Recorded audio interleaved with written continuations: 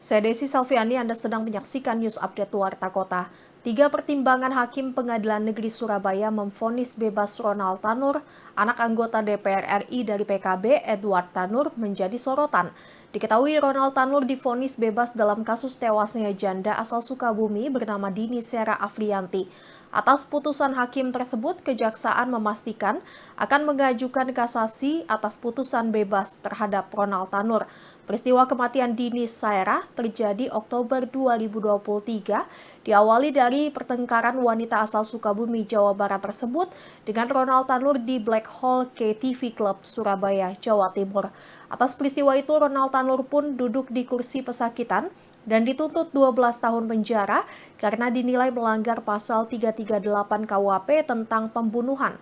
Namun Ketua Majelis Hakim Erentuah Damanik memutuskan Ronald Tanur tidak terbukti secara sah bersalah dan membebaskan Ronald Tanur dari tuntutan pembunuhan. Ada 3 pertimbangan hakim dalam membebaskan Ronald Tanur. Pertama, dalam pertimbangannya hakim menilai kematian Dini Sera Afrianti bukan dikarenakan penganiayaan yang dilakukan Ronald Tanur.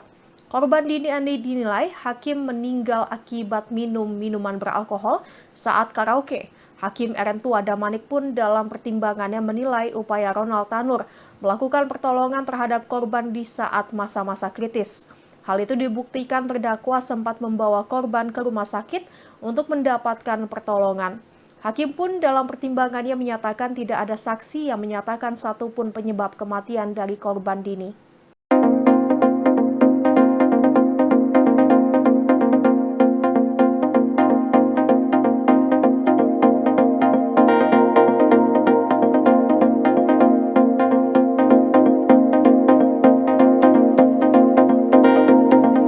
8 tahanan Palestina dibebaskan oleh militer Israel pada Kamis 25 Juli. Namun kondisi mereka tampak menyedihkan. 8 tahanan yang terdiri dari 6 pria dan 2 wanita mengalami perubahan berat badan. Tak hanya itu, mereka juga tampak lemas dan kelelahan. Salah satu tahanan perempuan yang bebas bahkan tak sanggup untuk berjalan. Rupanya para tahanan itu mengalami penganiayaan selama di penjara Israel. Para warga Gaza mengaku disiksa dan diancam oleh pasukan Zionis. Tak hanya itu, tahanan Palestina tersebut juga tak diberi pakaian hingga obat-obatan. Setiap harinya mereka juga ditanyai tentang militan Hamas dan tawanan Israel di jalur Gaza. Di antara para tahanan itu, sejumlah pria nampak menunjukkan tanda-tanda kekerasan fisik. Pasalnya mereka berjalan sambil meringis kesakitan.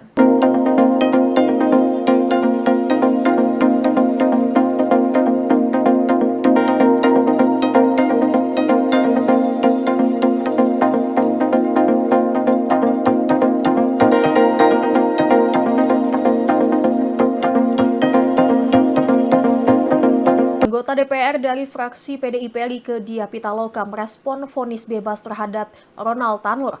Ronald Tanur adalah anak anggota DPR yang menjadi terdakwa kasus penganiayaan pacarnya hingga tewas. Menurut Rieke, ada sesuatu yang janggal dalam putusan Pengadilan Negeri Surabaya pada Rabu 24 Juli lalu. Pasalnya, majelis hakim membebaskan Ronald dari segala dakwaan jaksa penuntut umum. Padahal kasus ini mengakibatkan hilangnya nyawa seseorang dan terekam kamera CCTV. Mencium adanya kejanggalan, Rieke pun mendesak Komisi Yudisial atau KY untuk menyelidiki putusan tersebut. Menurutnya pelaku pembunuhan tidak boleh divonis bebas sekalipun anak anggota dewan atau orang biasa.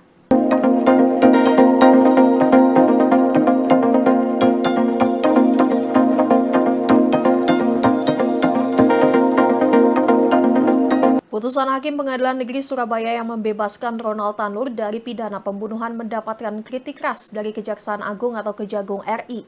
Kritik tersebut dilayangkan Kepala Pusat Penerangan Hukum Kejagung, Harli Siregar, usai menerima kabar dibebaskannya Ronald Tanur dari tuntutan pembunuhan. Diketahui Ronald merupakan anak anggota DPR Edward Tanur yang didakwa menganiaya pacarnya Dini Sera Afrianti hingga meninggal dunia pada Rabu 4 Oktober lalu. Menurut Kejagung RI, seperti dikutip dari Kompas.com pada Jumat 26 Juli, Hakim tidak melihat kasus ini secara holistik dan hanya sepotong-potong. Sebab kata Harli, pertimbangan memvonis bebas Ronald karena Hakim menilai tidak ada saksi dalam peristiwa itu. Lebih lanjut, Harli menegaskan Hakim seharusnya memeriksa kasus ini lebih mendalam dengan mempertimbangkan seluruh fakta-fakta dan hubungan antara korban dan pelaku.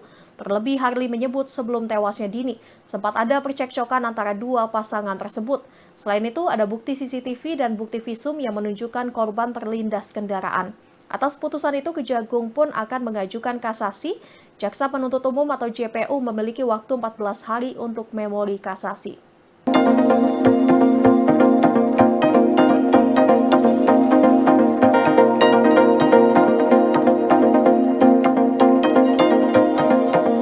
Spanduk bertuliskan sayembara tangkap maling berhadiah terpajang di sejumlah titik di wilayah RW 01 Jembatan Besi, Tambora, Jakarta Barat.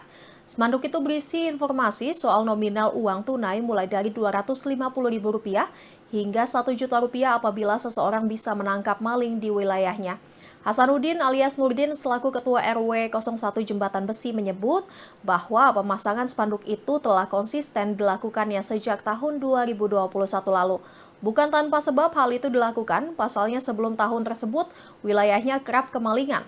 Mulai dari kotak amal, sepeda motor, dan barang-barang berharga lainnya. Tak main-main, dalam 1 bulan warga di wilayahnya bisa kemalingan hingga 4 motor sekaligus. Melihat fenomena itu, Nurdin lantas mencoba berkoordinasi dengan warga sekitar dan memikirkan ide agar kasus pencurian di wilayahnya dapat diredam. Kala itu Nurdin mengaku memikirkan konsep sayembara tangkap maling selama 2 hari lamanya. Namun rupanya usulan sayembara itu diperbolehkan oleh jajaran dan ramil, camat, lurah hingga kepolisian setempat.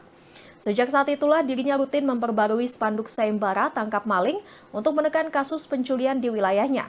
Uniknya Nurdin tidak menggunakan uang kas RW sebagai hadiah sayembara bagi masyarakat yang berhasil menangkap maling, melainkan menggunakan uang pribadinya sendiri.